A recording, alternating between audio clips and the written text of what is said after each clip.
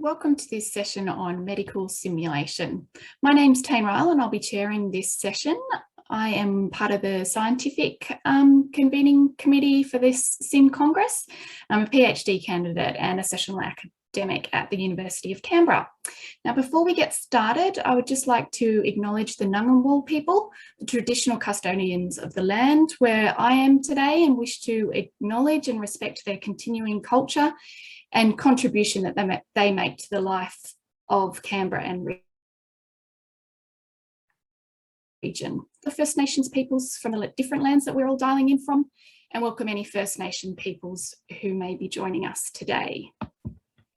So we're going to be hearing from 3 different speakers during this session. So if you have any questions for them, pop them in the Q&A section on the right-hand side, and we'll come back to those at the end once we've heard from all 3 of our speakers. So our first speaker is Alberto, and he's joining us from Royal Melbourne Hospital. Thank you, Alberto. Over to you.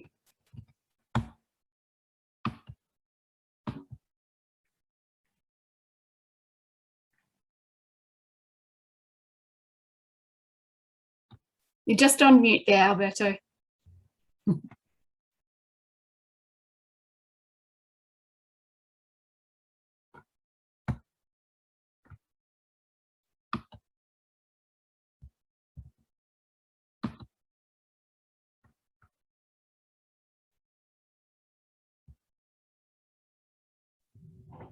Can everybody hear me?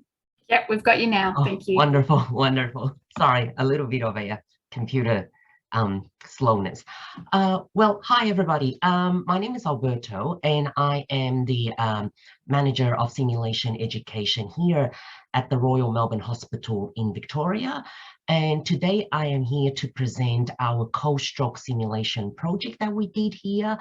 And as you can see the title, this project aims to improve confidence and preparedness of in-hospital acute stroke management. And just want to sort of start with the background slide. And I'm sure all of you in the audience will appreciate that stroke is a very, very serious medical emergency.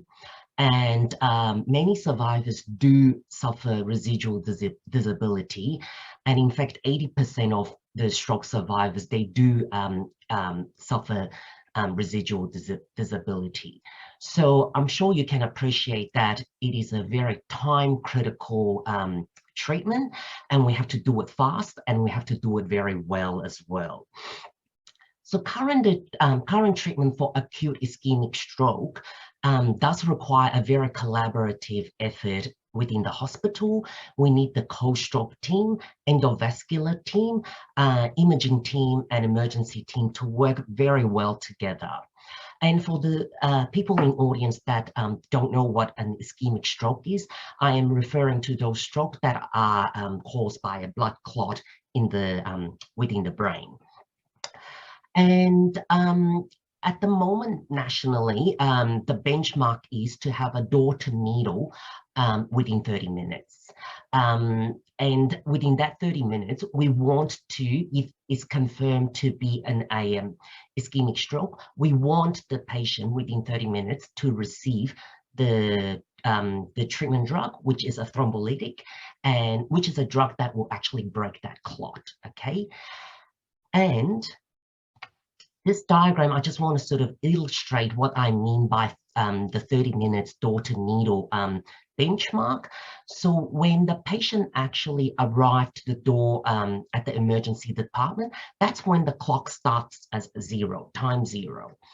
We will rush them into the emergency department, where the stroke team will actually start to work really fast in doing their assessment, gathering the history, try to contact the next of kin, multiple things. It's a team approach. Many, many things all happen in one time, and trying to speed up the process, because we need to rush the patient in to the CT machine to get all those images, because without the images, we can't with full confidence confirm what kind of stroke we're dealing with.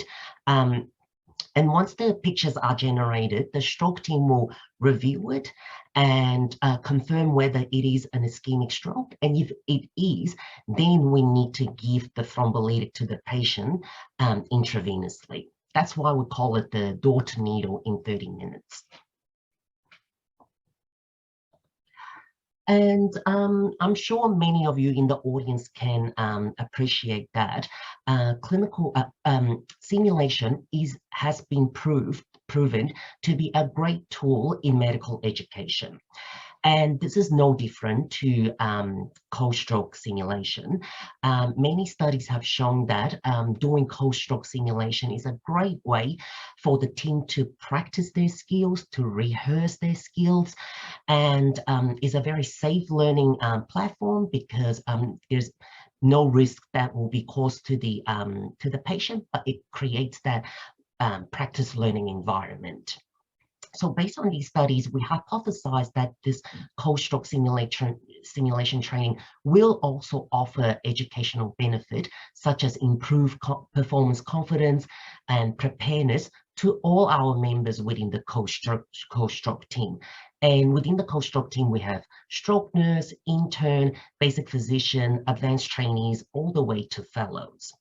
So the aim of our project really is hoping that this simulation training can help the cold stroke team in improving their confidence and preparedness in managing a cold stroke, and also possibly to identify any system barriers or potential strategies within the hospital that can improve the management of cold stroke. So with methods within this project, we actually collected a convenient sample size of 25 participants from the cold stroke team, and they were recruited during February 2020 to February 2021. And we strategically choose this program to be run within the first week of the commencement of the cold stroke specialty rotation, because we think that is the best time to offer this experience as a safe rehearsal place. And also it offers them that opportunity to actually discuss any questions or anything that is unclear. So the participants are allocated to participate in 3 simulated cold stroke scenarios, and they will need to determine the need for intravenous thrombolytics. Our simulations were conducted using low technology and high fidelity simulation design at the Royal Melbourne Clinical Simulation Centre. And what we particularly use is a actor to be the simulated patient. We also have a simulated next of kin to receive the phone call and carry on with the phone call conversation and the consent process. And we also have used simulated electronic medical record to facilitate this simulation. And at the conclusion of each scenario, a debrief will be conducted by the simulation specialist and also the stroke consultants as well. And then all clinicians that were enrolled and participated in this cold stroke simulation were invited to complete a brief anonymous evaluation. And based on these evaluation data, we performed our descriptive statistics and data analysis. Now, in this diagram, I just want to show you how we achieve this exercise within our simulation department. We essentially did moulage different simulation room to mimic what the real journey looks like.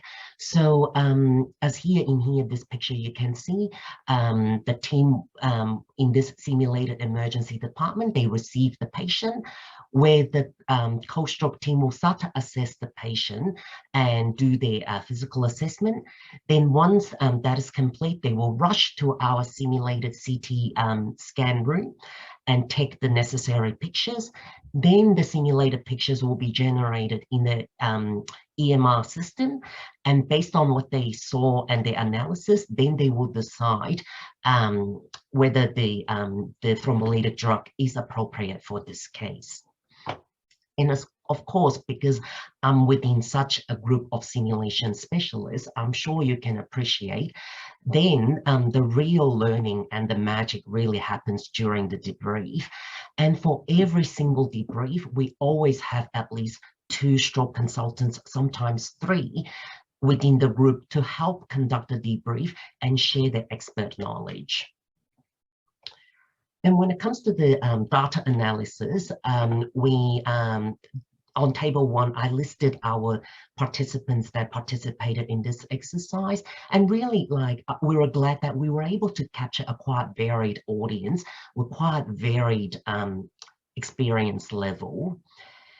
Then we move on to ask different questions that we call different primary endpoints, and the whole point is really want to suss out whether the simulation exercise did achieve what we want. We want to see whether the confidence level has been improved or not. So we question all these with them and get them to evaluate their level of confidence before and after the simulation.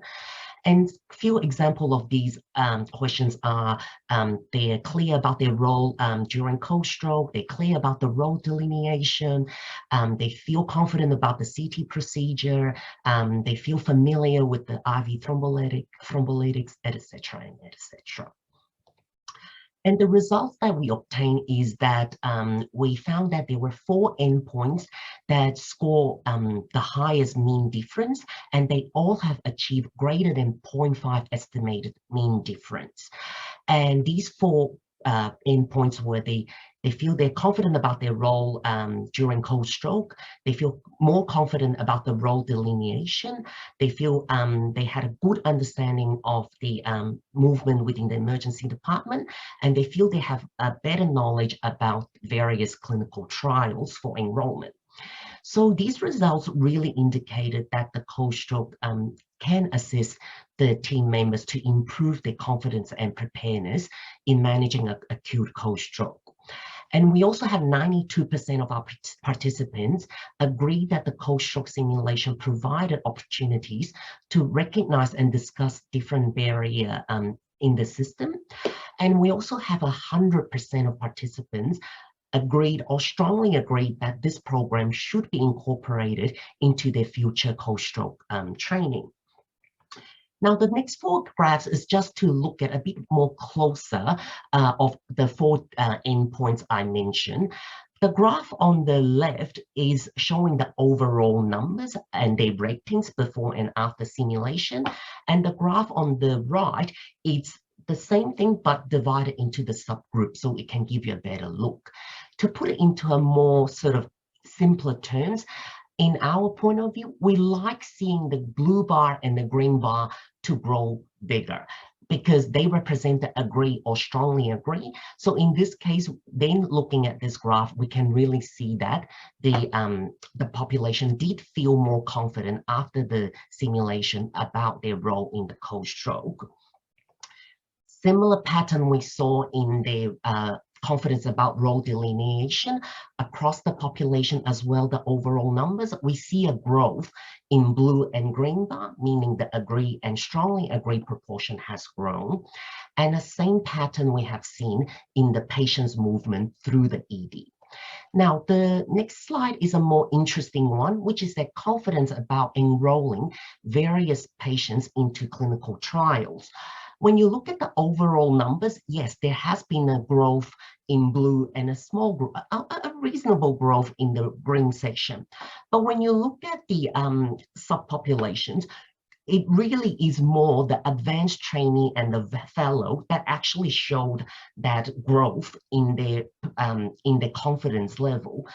But actually, when we analyze the results, this is exactly what we expected, because usually the people that actually make that call rest to the senior members. So that is why the ones that show more confidence, we were glad to see it was the advanced trainee and the fellows.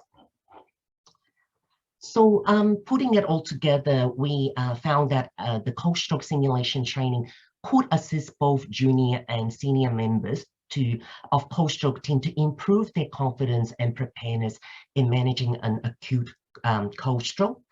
We found that this exercise in particular can help the senior members in improving their knowledge and the knowledge of the protocols for various clinical trials to enroll to. And this training does provide a platform to recognize and discuss current hospital system barriers. And also the program has received an explicit level of endorsement with 100% of participants indicating that they would recommend this training to be incorporated into the future cold stroke trainings. 2 minutes, Alberto. Yes. Lastly, after doing all these analyses, we also looked at the limitations and future recommendations that we can come up from this. And we do acknowledge the sample size of this group is small, but that has a lot to do with the nature of the program, because each rotation, there's only a handful of people allocated to the cold stroke team. So by nature, we couldn't really get a large sample size. And as many of you know that in Victoria metropolitan area, we do have mobile stroke ambulance service, but this was not incorporated into our scenarios.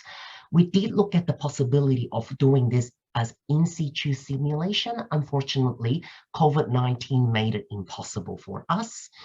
And also, I would like to highlight that the participants in this study were recruited from only one Australian tertiary hospital. Thus, it may not be representative to other hospitals in Australia and or internationally.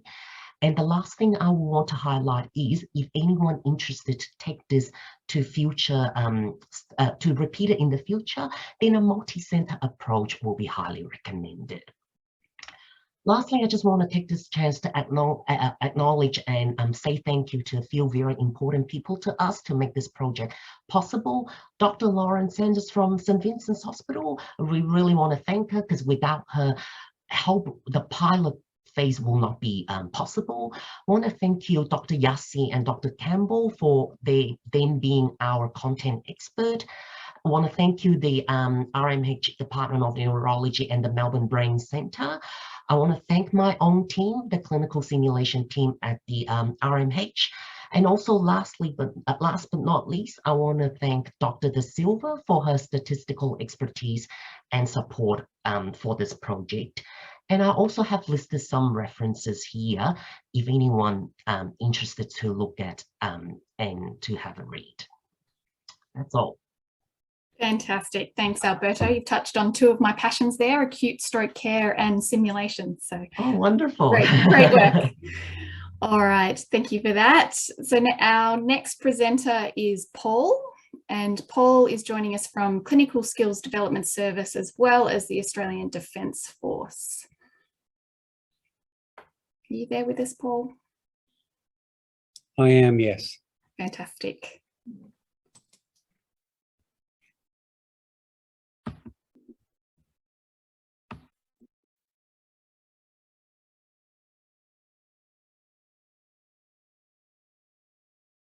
Good morning. Thank you for the opportunity to present in this forum. I'm Paul. I'm an ICU nurse, and my background is military critical care nursing. I'm also a simulation educator here at the Clinical Skills Development Service, and have an interest in special makeup effects and special effects and makeup techniques. What I'm going to present to you today is a story around coming up with a model that would simulate partial airway occlusion based on an image reference supplied to us at the SIM team here at the centre by a local consultant anaesthetist who was looking at working through some ways of providing some partial airway occlusion training and airway management for some of their junior medical officers. Partial airway occlusion is a common feature amongst the head and neck cancers, of which these cancers are the 7th most diagnosed cancers in Australia and the 15th most lethal cancers in Australia. So instantly, we here at the SIM team were engaged with what it was he was asking us to help contribute. This slide shows you a big picture view of the anatomy of the head and the neck, with the larynx firmly positioned in purple. To drill down a little more closely to the anatomy in question, the larynx again is still represented in purple, with the vocal cords and the vocal cord folds quite nicely on view there, sitting superior to the trachea and the esophagus. The image on the right was the image reference that this consultant anaesthetist provided to us, and directly below that is an early prototype of a 3D model that we had made of this image reference to give us some ballpark guidance on where we would go in terms of being able to create a final product that could be inserted into an airway mannequin task trainer to assist with an outcome that would translate to a clinical practice for these junior medical officers. To do this, I looked at some methods that are common to special makeup effects artists in the film and television industry, in terms of being able to make wounds and prosthetics to simulate wounds and injuries, as well as making props for to simulate real-life instruments that for use in film and the television industry, such as the films you would see on the Hollywood movies. We started off with the image on the left, which describes our base sculpt. And the sculpt was made of a wax product. These can also be sculpted from clay products, the oil-free, non-drying clay products. Based on the image reference, so the use of the image reference was important for physical resemblance to the final product, to give these junior medical officers something that looked and felt like a laryngeal tumour. The image in the middle, having sculpted the base in wax, was built up with pottery clay. What we were doing with the pink solution is forming what's known as the mould negative, to make a negative impression so that we could finish the product with a positive impression. The pink silicon used is a Sure A20 hardness silicon, a part A and a part B 1:1 ratio by weight or volume, Addition Cure silicon elastomer product. Now, the Sure A hardness scale I refer to is a means of measuring the hardness of flexible rubbers. So the A20, for example, is considered to be on the softer end of the hardness scale, whereas something like a car tyre, so automobile tyre or a truck tyre, A70 would represent the hardness of that. So it's significantly harder than the A20 product. Once the mould dam has been built and the product is mixed and poured, the part A and part B need to be carefully mixed together. So the part B is the pink, part A presents itself as a white solution, and you need to mix that through and get the white streaks out of it to give consistency in the product so that it cures up nicely for you.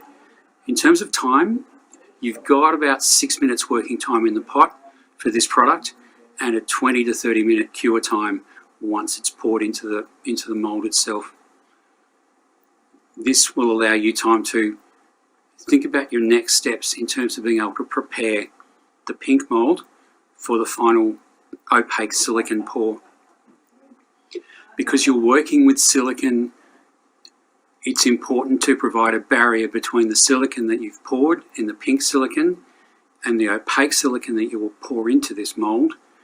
Silicon likes to stick to silicon, so the use of silicon release products like petroleum jelly and the aerosol silicon release agents is very important. Once you've deconstructed this mould, so in terms of deconstructing the mould, what I mean is taking the pottery clay off from the sides, cleaning any of the mould or waxed debris out of the mould to preserve the detail, then apply the mould release agents. Having done this, you'll prepare a slightly softer Sure 10A silicon mix. Again, part A, part B, 1:1 by weight or volume that you will pour into this wound. Starting with the image on the left, what you've got there is the finished pink mould product, which can be reused. So if you wanted to do a run of 3 or 4 or more of these to insert into the Airway mannequin part task trainers. Having one of these molds allows you to do it, as opposed to making a single-use mold that is great for one sim and then needs to be discarded. So this means the pink mold can be reused ad infinitum. It will have captured the careful detail of the sculpt that you did for the original base model, and that can be reproduced. Use of the silicon, the opaque silicon 1-to-1 mix, again, 6-minute working time in the pot, followed by a 10, 15 to 20 minute cure time, depending of course on the size of the pore. So that's quite a small piece that we've made there. The cure time was about 10 to 15 minutes on that. There are commercially available silicon products that will slow the cure time, that will accelerate the cure time, as well as soften the silicon even more if we wanted a softer silicon product to represent, for example, the skin of a laceration on a wound, for example, or some sort of abrasion or scratch marks. The softer silicon lends itself quite nicely to that, whereas we decided to use the silicon as it was in terms of hardness for this particular model to give us that tactile representation of the laryngeal tumour for the junior medical officers.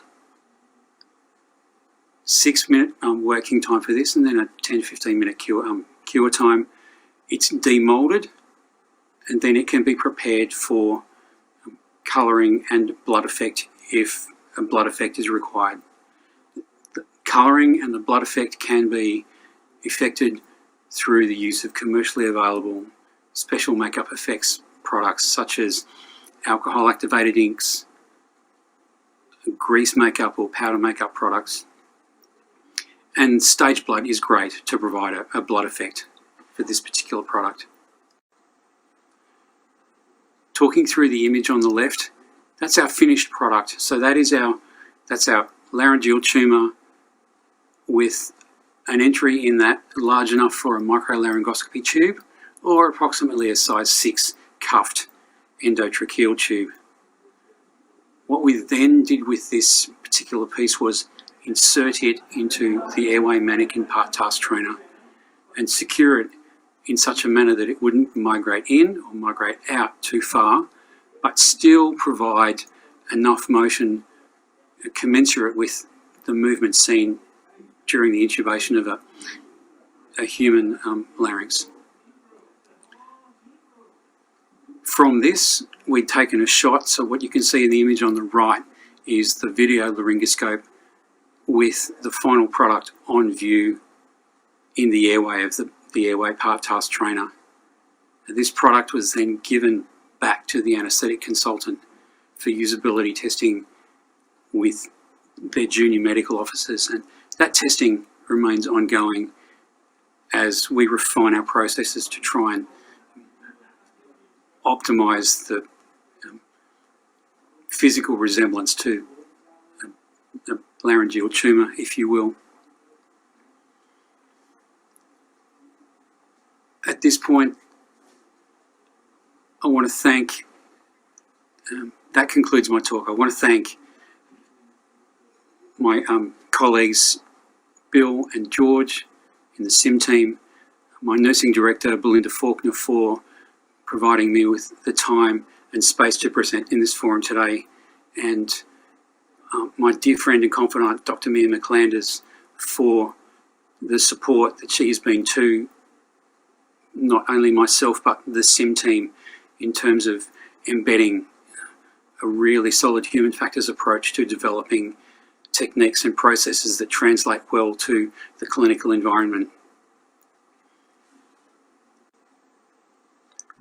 By way of crediting my sources, these are freely available in the public domain, and I'm happy to take questions at any point throughout. Thank you so much. Great, thanks, Paul. All I can say is that just looked like a whole lot of fun, a whole lot of arts and crafts, and that your job looks fun. So we'll come back to questions at the end. We've got one more presenter Nathan, and Nathan is joining us from Western Sydney Local Health District. Thank you, Nathan. Thank you. How's that looking? Come up okay? Yep, we can see Great. that. Fantastic. So hi everybody, my name's Nathan Moore. I am the lead for digital innovation for the Research and Education Network of Western Sydney Local Health District. And I'm a current PhD candidate with the University of Sydney. And I'm here to talk to you about a bit of the work we've been doing using virtual reality to supplement our clinical simulations, and particularly around our ALS-SimVR application. So I know some of this won't be new knowledge to some of you guys out there, but one of the problems that we faced around the training of clinicians in advanced life support is since the implementation of our early detection programs like Between the Flags, what we're seeing is, at least in the hospitals in our district, and we know this is represented across the state, is reduced numbers of cardiac arrests in our inpatient population. So our clinicians are getting less and less exposure to these. The nature of our really effective ways of delivering simulation training also have a lot of benefits from a teamwork perspective. They are undeniably resource intensive. And what we were finding was we had a lot of clinicians coming to our advanced life support training who seemed to be ill prepared for the course that they're attending. And some of that algorithmic knowledge, the things like rhythm interpretation, drug doses and stuff, often was coming out into our debriefs and taking time away from the really valuable stuff that we know simulation's so effective for, of the non-technical skills. So what we wanted to do was find a way that we could possibly get better engagement with our clinicians prior to their attendance on the ALS course. And the solution that we came up with was utilizing virtual reality. So we designed, working with a company called Frameless Interactive and partnering with the University of Sydney, we designed our original prototype for ALS-SimVR to be deployed on a portable virtual reality headset. We're currently using the Oculus Quest 2. And the advantage of that is that we can give somebody a headset prior to them coming to the course, and they can use that in the time and space of their choosing. Unlike previous iterations of virtual reality, which were required to be tethered to high-powered PCs to run them, the Oculus Quest 2 and some other options are a standalone portable virtual reality device. So what we did was we created within the application, the user puts on a headset and so we've got scenarios and task trainers within there. So the clinician is positioned at the foot of the patient's bed, as can be witnessed in this top picture here. And from their perspective, they direct a virtual team of clinicians in the management of a patient in a cardiac arrest. So there's things like the ALS algorithm is in there. We have randomized rhythms so that every time the clinician goes in and plays a scenario, it is different, and their decisions around defibrillation or dumping charges determines what drugs should be given in what cycle. And that is all randomized and recorded to be fed back to the user afterwards. So we've got medication administration in there so they can choose what drugs need to be given. Within that, we've also got randomized arterial blood gases, ECGs, which all determine the right and wrong choices around H's and T's for the reversible causes. We've also got scribe notes, which auto-populate according to the decisions that are made within the scenario. So the user can look over to their scribe, refer to them, and bring up their set of scribe notes so they can see the decisions they've made throughout that scenario. And they are all time-stamped in real time as the person uses it. So they need to make those decisions in the 2-minute cycles. We've also got within the application, we've built some task trainers so that the clinicians can start to familiarize themselves with some of the things required of them on the course. So we've got the Zoll X and R series defibrillators, which they can defibrillate, pace, and cardiovert, where they, instead of being positioned at the team leader role, they're positioned in front of the defibrillator as imaged here, and actually interact with the defib. They push the buttons and operate the defib as they would in the clinical setting. The other task trainer we've implemented within ALS is a handover trainer. So what we did was created a number of randomized scenarios which provide the clinician with the patient's name, age, history, presentations, recent observations, and then also a random clinician who they have to hand it over to. So the idea being they have to take from that same subset of patient information and present it to somebody, but they have to discern what's going to be valuable for that given interaction. So they might be handing over to the next the nurse coming on to the next shift, or it could be the ICU registrar responding. And following them interpreting the information and then giving that clinical handover, at the push of a button, they then have that handover played back to them from the perspective of learner self-assessment. All of the decisions and the performance that the clinician does during these scenarios is recorded on our learning management system, which we built in the background, which is called SimDash. And the idea of SimDash is to give people the opportunity to go back in and look at their performance over time, but also for the educators. So we put the clinicians coming into a classroom before, so we can have a look at what that class's performance has been like prior, to help us possibly tailor some of the content before the clinicians arrive for the training. We've also established a way, we know we have to work within the learning management systems of the health service. So in New South Wales, we use My Health Learning. We've determined ways to do batch exports to that as well. So down the line, once we complete some more of our research validating it educationally, we hope to be able to validate this from an assessment perspective, and possibly then this could speak to the My Health Learning system to record that person's assessments and things like that. But that's a little bit later down the line.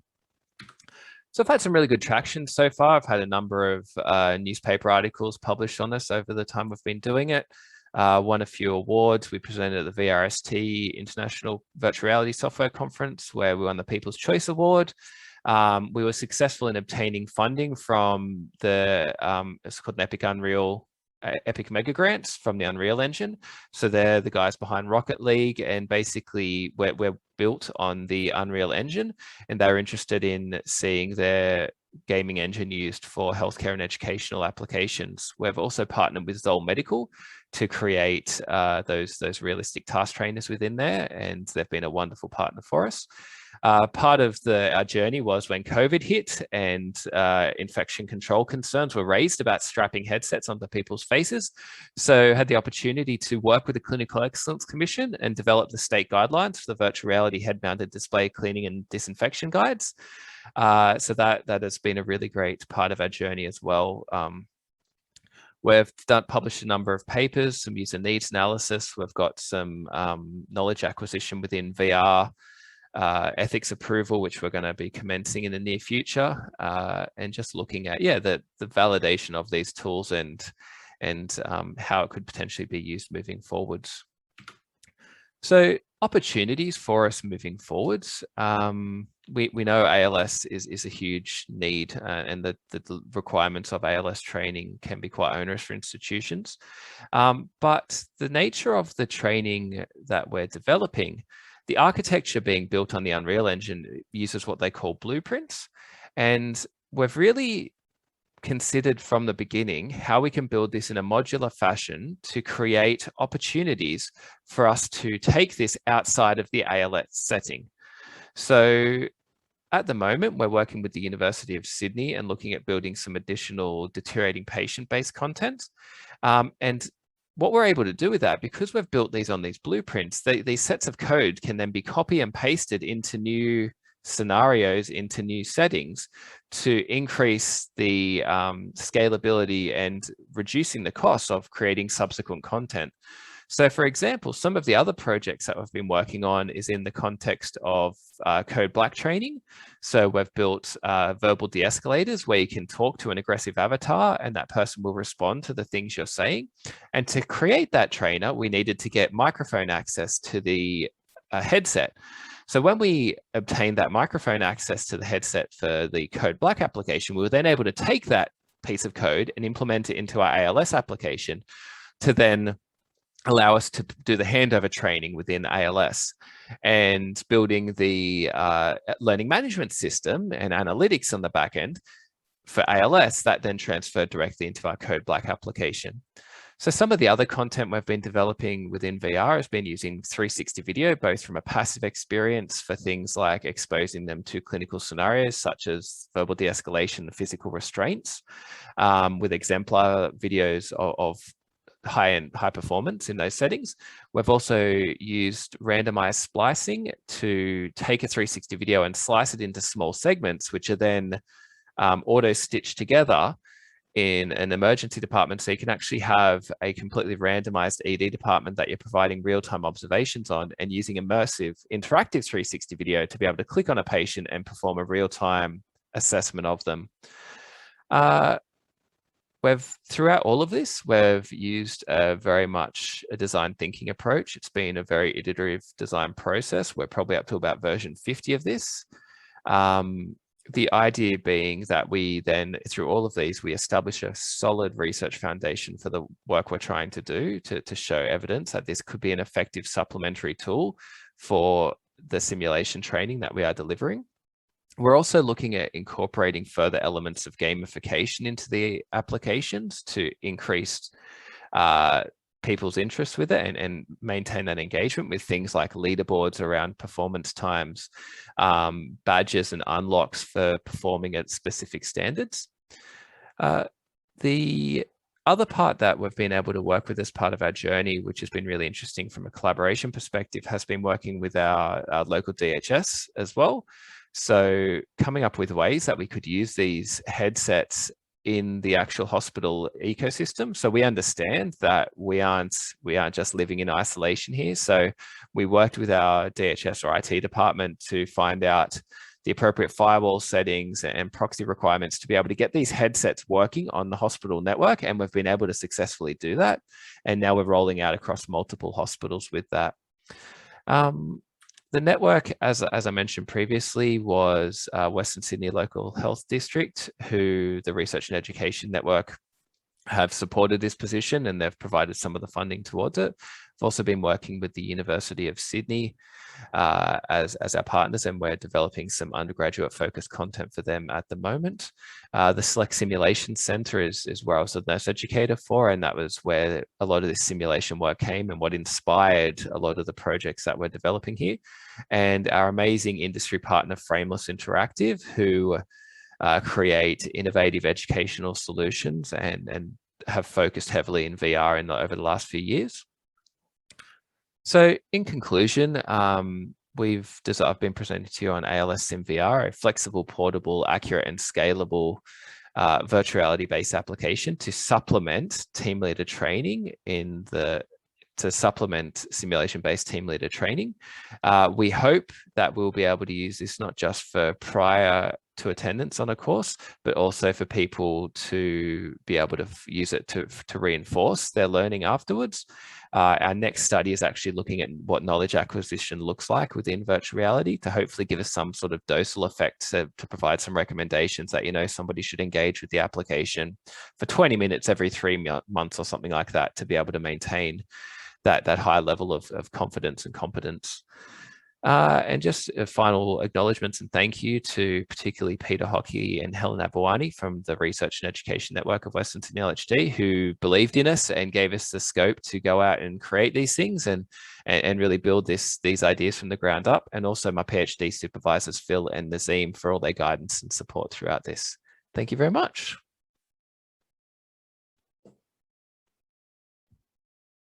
Fantastic. Thanks, Nathan. And one of my questions was actually going to be about that maintaining those skills, but you kind of covered that right at the end, that getting them to jump back in sounds like a good idea. All right, so that's all of our presentations. So we'll move on to Q&A. So we've got a couple of questions in there. Feel free to keep adding them while we go through these. Firstly, Alberto, you've got a couple of congratulations in there. Fantastic work, great presentation from Belinda. And Cara said also great presentation, and just wanting to know what recommendations you might give to other people, other organisations looking at trying to implement this same sort of program. Oh, I think my advice will be, it does take a little bit of work in putting the scenarios together, but I think if the teams are collaborating, that is totally achievable. And obviously the collaboration with the stroke team is important, because every hospital, they might have different protocols. And like, for example, at Melbourne, we do clot retrieval. So then we sort of make sure that the scenarios are sort of designed to incorporate elements of that. But as I sort of mentioned earlier, the beauty of this exercise, it's a low technology and high fidelity. So you don't need sort of really elaborate mannequins or machines to do that. You mostly are relying on the actors, and if they are well briefed, they know what to do, and they know that, oh, okay, for this scenario, I have to have a left facial droop. And so as long as the actors are well briefed, pretty much you're already halfway there. Fantastic, and that leads on to Kelly's comment about just thinking for that, highlighting that use of the simulation and using it with our stroke patients, and yeah, using those standardized patients. I do have one question. Just around your debriefing, you mentioned that you sometimes have 3 specialists in the room. Yeah. I just wonder how that goes and whether they're tempted to take over. Yes, that's a good. I think the good thing is that we worked well because we've worked quite sometimes. So usually we have a good understanding that, you know, the simulation team first will make sure unfold and make sure identify if anyone had any bad feelings or anything like that. So we kind of do the groundwork, checking everyone is okay and let them unfold. But usually then when it get to the point where they talk about specifics on the specialty, then we kind of hand it over to the experts, and yeah, we're glad the experts were very supportive. So most of the times, yeah, we always at least have 2, and then the third one might come along, and a lot of times yeah, you might say, oh, but don't they have to attend co-stroke? So the third one often might be is there a standby, but the moment he receives any page or anything like that, then he will disappear like that. Excellent. Paul, just a comment here from Kelly talking about how amazing that tumor looked. And awesome. Then a question for you, Paul, from Kieran. Paul, love your work. And then how did you actually secure the tumor into the task trainer? And also on top of that, I just had a question about how many times can you actually use that tumor once it's in there? Sure. So the tumor was secured in situ with PVA, so craft glue, essentially. So it's a little bit arts and crafts with Paul, and you can use that and retouch the color on that. That's the beauty of using a softer silicone product. It's kind of resistant to too much damage, but if it becomes damaged or if there are scratch marks on it that take away from the detail of the original sculpt, you can remove it and then just insert a new one, do a new pour, and then color that one up and put it in situ. Yeah. Fantastic. And how much does each of those little tumors, I guess, cost? So estimating no more than a few dollars maybe. Wow. To pour. So the products you decant from the bigger volume product, and then you do the pour and you do the sculpt, and not an expensive outlay. These, the question I had from one of my colleagues was, why can't we 3D print these? And we can, it's just that we were using materials that were available to us at the time. And so even being able to 3D print the original sculpt and then pour the mold from there is also an option that we're keen to explore. Fantastic. Our biomed team at Canberra Hospital would love that. They love their 3D printer. Yeah. Nathan, question for you. Just someone wants to know, is there a link to those disinfection guidelines that you mentioned about cleaning? Yeah. So I've just pasted it into the Hoover chat in response. It's on the CEC website. We're from page 5 downwards, and we also had there's another in Frontiers in Digital Health. We also did a publication outlining a little bit further background for it. And we are looking at updating the guidelines in the near future because a few things have changed about the headsets since that was published.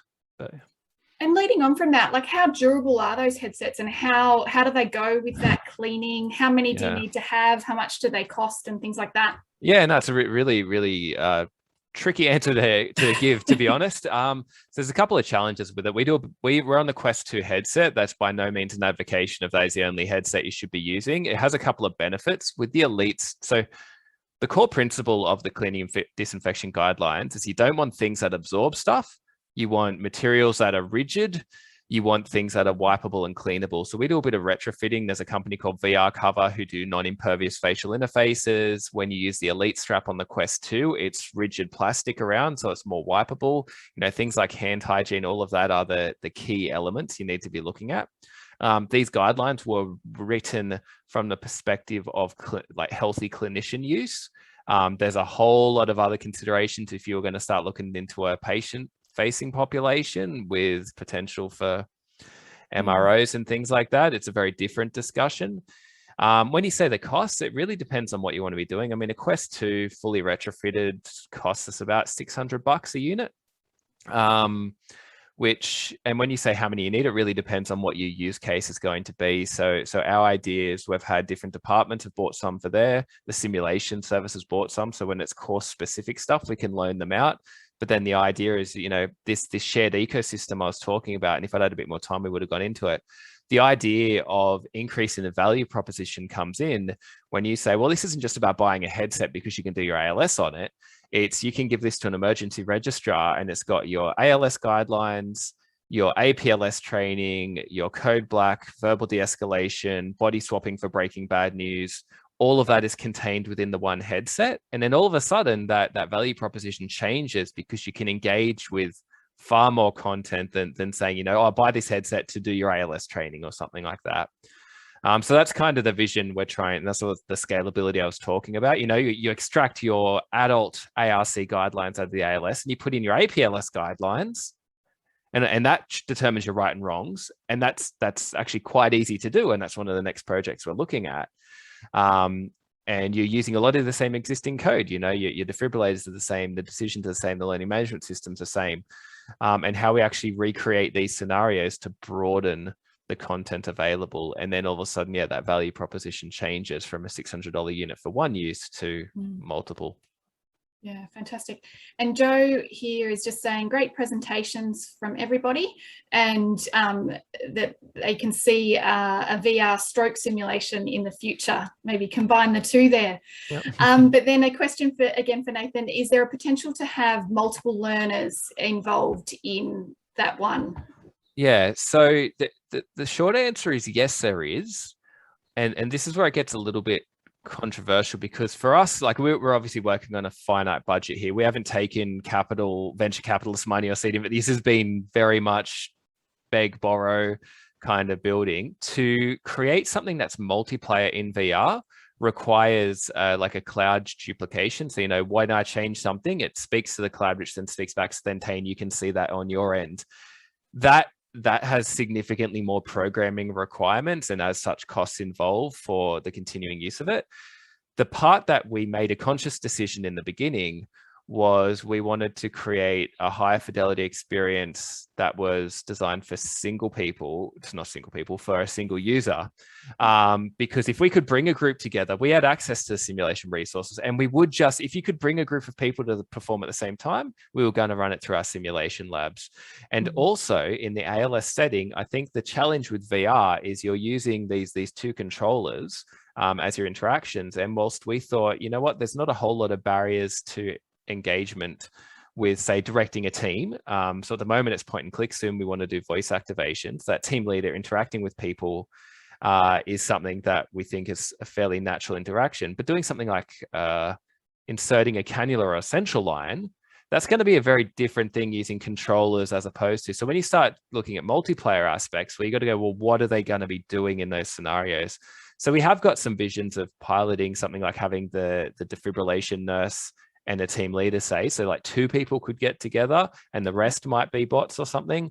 But the short answer is yes, you can do it. Yes, there could be value in it. It's just we didn't have a huge amount of money to do it. So we just made some judgment calls at the time as to what was worth our investment at the time.